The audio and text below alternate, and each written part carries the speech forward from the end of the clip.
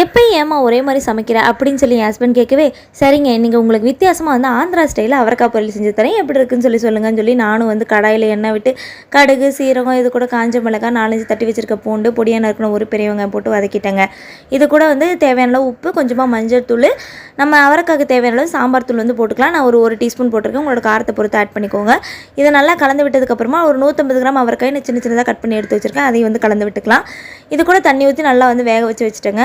அதுக்குள்ளே தேங்காய் paste ready பண்ணேன். அதுக்கு வந்து 2 டேபிள் ஸ்பூன் தேங்காய், இது கூட 1 டேபிள் ஸ்பூன் வேர்க்கடலை ஆட் பண்ணி லைட்டாக ரோஸ்ட் பண்ணிவிட்டு அதை வந்து பவுடர் பண்ணி எடுத்து வச்சுக்கணும். தண்ணி ஊற்றக்கூடாது. அவரைக்காய் நல்லா வெந்ததுக்கப்புறமா கடைசியாக இதை ஆட் பண்ணிவிட்டு நல்லா கலந்ததுக்கப்புறமா வந்துட்டு சுட சுட வந்து ரச சாதம் அண்ட் வந்து வெரைட்டி ரைஸ்க்கெலாம் சர்வ் பண்ணால் சூப்பராக இருக்குங்க.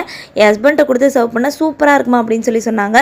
அதுவும் அவங்க பார்த்தீங்கன்னா வந்து வெறும் ரைஸ்லேயே வந்து பரட்டி சாப்பிட்டாங்க. நீங்களும் ட்ரை பண்ணிவிட்டு எப்படி இருந்துச்சுன்றதை கமெண்ட் செக்ஷனில் சொல்லுங்கள்.